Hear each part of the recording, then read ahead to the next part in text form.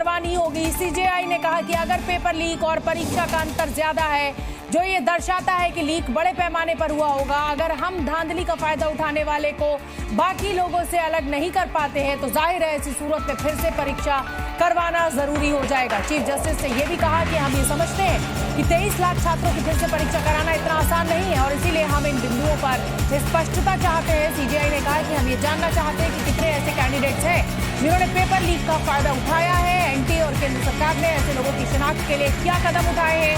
CJI ने यह भी कहा कि ऐसे कैंडिडेट की पहचान करने की जरूरत है, उनके लिए सख्त होने की जरूरत है जिन्होंने इस गड़बड़ी का फायदा उठाया है। सीजेआई ने आज कहा कि हम ये जानना चाहते हैं कि क्या ऐसे लोग जिन्हें फ्रॉड का फायदा मिला है, क्या हम उनकी शिनाख्त कर पाए हैं या अभी भी ये प्रक्रिया जारी है। तो कुल मिलाकर गड़बड़ी का फायदा लेने वालों की अहम पहचान होनी चाहिए। सुन लेते हैं एक बार। आज इस इंतजार में यहाँ पर आए हुए देखते हैं माननीय न्यायमूर्ति के ऊपर जो है सब उसको भगवान की तरह समझते हैं। हो सकता है कि हमारे साथ कुछ अच्छा हो जाए, न्याय की अपेक्षा करते हैं। हम तो यही चाहते हैं कि जो फैसला है वो इसी चीज़ के फेवर में आए कि रीनेट दोबारा से हो या फिर कोई भी ऐसा विकल्प लिया जाए जिससे जो भी बच्चे डिजर्विंग कैंडिडेट्स हैं वो सिलेक्ट हो पाए, उन्हें कॉलेज मिल पाए। दाल में कुछ काला वाली बात नहीं है, इसलिए हम चाहते हैं कि रीनीट हो और हमें उम्मीद है कि अगर आज नहीं तो अगली हियरिंग में ज़रूर हमारे हित में फैसला आएगा। और कोई सोल्यूशन इसका नहीं है, रीनीट होना चाहिए, सबका होना चाहिए, दोबारा होना चाहिए, इसी से कल्प्रिट सामने आएंगे।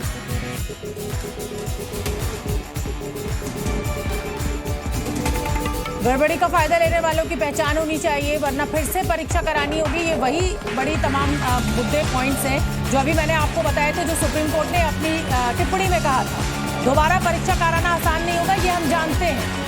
ये सुप्रीम कोर्ट ने आज टिप्पणी की थी। गड़बड़ी का फायदा लेने वालों की पहचान अहम है।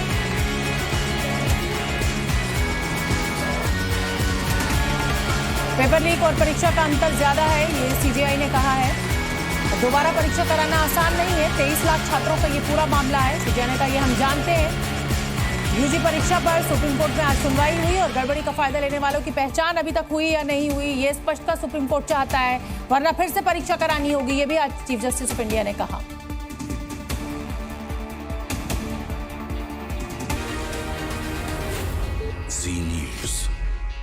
नरेंद्र मोदी की पार्टी का सहयोगी विधायक नीट पेपर लीक का सरगना है।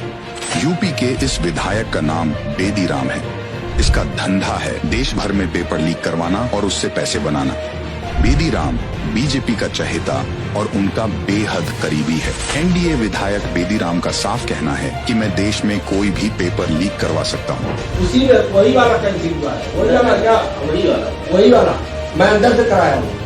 ये तो एक भर के ये चक्कर मैं 40-50 एक बार। बेदी राम पहले भी पेपर लीक के मामले में जेल जा चुका है। सवाल है बेदी राम पेपर लीक करवाता है, ये सबको पता है। इसके बाद भी इसे एनडीए में क्यों रखा गया? यूपी के लोग बताते हैं कि बेदी राम खुले तौर पर नरेंद्र मोदी और सीएम योगी का नाम लेकर रौब दिखाता है और कहता है मेरा कोई कुछ नहीं कर सकता, पेपर लीक होगा, इसे कोई नहीं रोक सकता। आखिर नरेंद्र मोदी और उनकी पार्टी का पेपर लीक सरगना को समर्थन क्यों है? साफ है पेपर लीक जहां, बीजेपी का कनेक्शन वहां।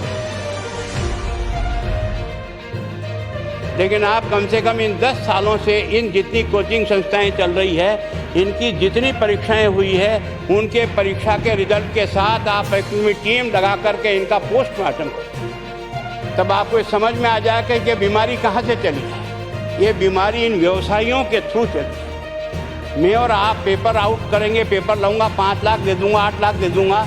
मैं क्या 2 करोड़, 5 करोड़, 8 करोड़ दे सकता हूँ क्या भैया?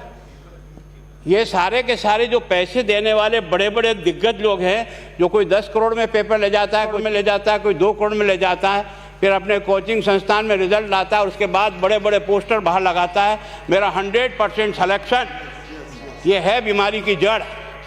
अगर मार करना चाहते हो तो यहाँ करो, तब तो जा करके इसको कोई रोक सको।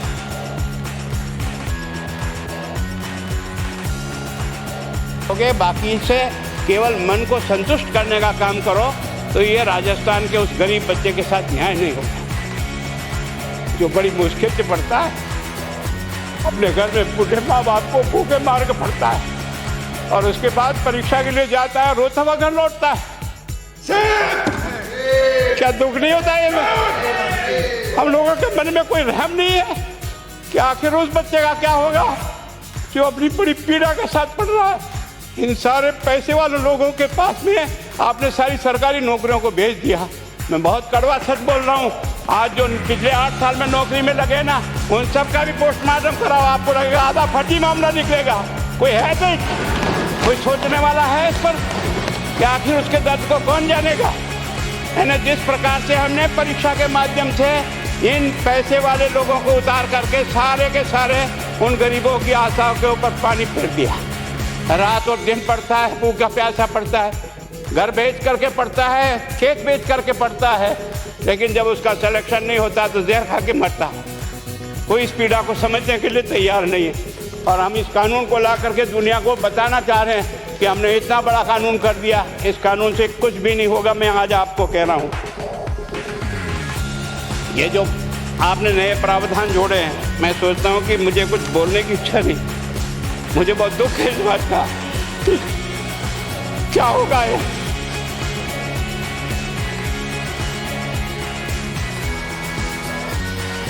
किस तरह की गैंग पाल दी हमने ना। मैं उस दिन भी पूछा था कि मैंने कहा ये शिक्षा संकुल पे है, जिन लोगों को ड्यूटी पे लगाया, इसको लगाने वाला दोषी कौन है, जिसके कारण से पेपर जो है ना काट करके निकाल दिया।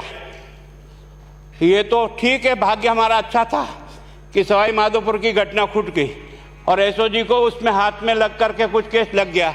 अगर वो केस नहीं लगता तो आज आपकी सारी नौकरी पर इन सब बड़े बड़े दलालों के स्कूल में पढ़ने वाले बच्चे होते और मेरा गरीब का बच्चा अपना घर लौट के जाता। क्या दुर्भाग्य है।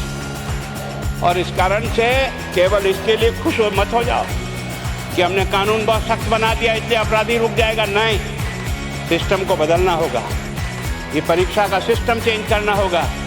मैं सोचता हूँ कि क्या हम इतने अक्लमंद बैठे हैं, क्या इस व्यवस्था को चेंज नहीं कर सकते? क्या एक ही पेपर हर राजस्थान में 20 लाख बच्चों को दिया जाए? क्या इसका कोई ऑल्टरनेट नहीं हो सकता? इसका ऑल्टरनेट सोचना चाहिए कि हम परीक्षा को टुकड़े टुकड़ों में कैसे कर सकते हैं। जिले के अनुसार पेपर नहीं, एक नहीं हम 25 पेपर बना सकते हैं। कौन से सेंटर पर कौन सा पेपर जाएगा कोई तय नहीं करेगा कौन सा जाएगा, और हम जो इच्छा होगी उस सेंटर पे वो पेपर भेजेंगे। और ये जितने भी प्राइवेट कॉलेजों में आपने सेंटर बना रखे उनको बंद करो, इनको तुरंत बंद करिए एक ऑर्डर से।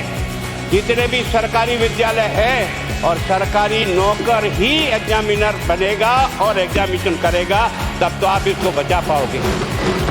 ताकि आप और मैं कितने भी कानून बदल कर दें, आपका वो जांच करेगा, आपका वो अधिकारी आएगा।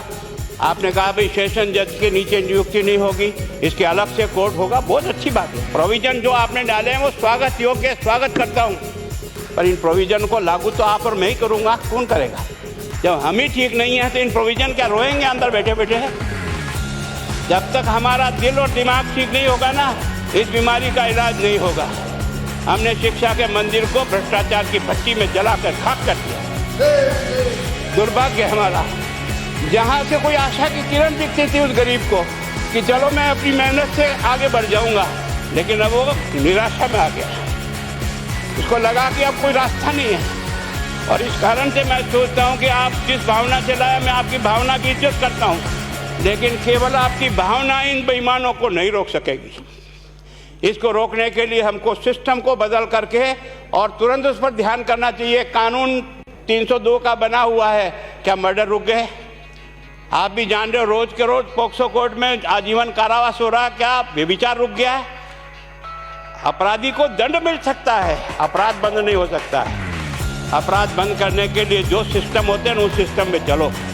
एकमात्र इस देश में भ्रष्टाचार की भट्टी में देश जल रहा था, केवल और केवल एक तरह से प्रत्येक व्यक्ति का खाता खुलवाकर देश के प्रधानमंत्री में सारा का सारा बेनिफिट उसका सीधा खाते में डाला।